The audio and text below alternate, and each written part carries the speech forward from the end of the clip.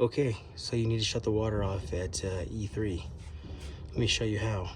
First thing you're gonna do, you're gonna come to the garage and you're gonna come to the lock. The code is 10. You'll have to actually move it, but once you get it, you'll pull the lock off, slide it to the side, set the lock on the ground because I tend to forget it. You're gonna open up the garage door and you're gonna have the whole garage. Just as a reminder, this side of the garage belongs to E4. This side of the garage belongs to us on E3.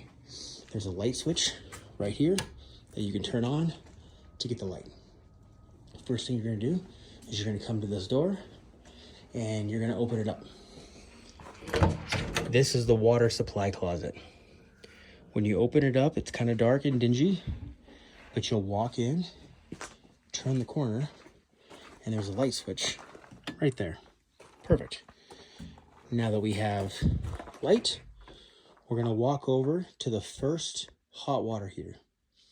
And you'll see that we have it set up with a hose and a bucket already ready for you. But a lot of times, the bucket and the hose are hanging over here as such. You can see a step stool. There's a bucket that everyone else uses, and then there's a hose that's hanging here. But as we return back to the hot water here, again, we want to make sure that it's E3. We're going to come up, there's several valves. So the first electronic valve is for the hot water. The second electronic valve is for the cold water. And then the third valve is for draining. So since we're going to shut down water, the first thing we're going to do is we're going to hit both of these little red buttons on the electronics, and they're going to close. Same thing with this one. We're going to shut down, and it's going to close. And I'm going to get little notices on my phone to say that they are closed. So once they're closed, just for safety, we're going to make sure, we're going to pull it, make sure that it's closed all the way. Same thing with this one. You'll see that sometimes it kind of sticks, but you pull it just a little bit extra, and that'll make sure that it's closed. The next thing we're going to do is we're going to come over, and the first thing we're going to do is make sure that our hose is in our bucket. The next thing we're going to do is we make sure that that says E3 drain, which is this valve. And then we have a couple little things going on. I've added this extra little safety valve just because if it tends to just accidentally leak overnight, this would just stop it from any like little puddles. So we're just going to go ahead and turn this to make sure it's open. And then we're going to just pull this valve down. You'll see it drain. Pull it nice and slow. And the water is going to drain into the bottom of the bucket. Now this valve, you have to physically hold open the entire time. It's about 10 to 15 seconds. The more you open it, obviously the quicker it'll drain. But if you open it real fast, then clearly it would, splash everywhere. The hose would go crazy. So now that you see water's been drained, we're going to go ahead and release this.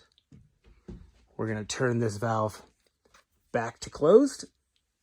Boom. We have water that's in the bucket. We'll take the water and we will take it out to the street. And just dump it.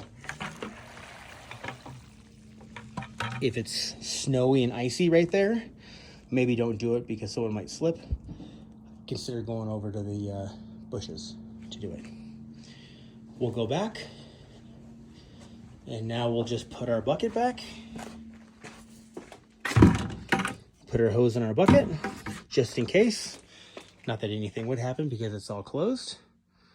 We'll shut the light off, and we'll shut the door. Now all you have to do is shut the garage and lock it. Pretty simple.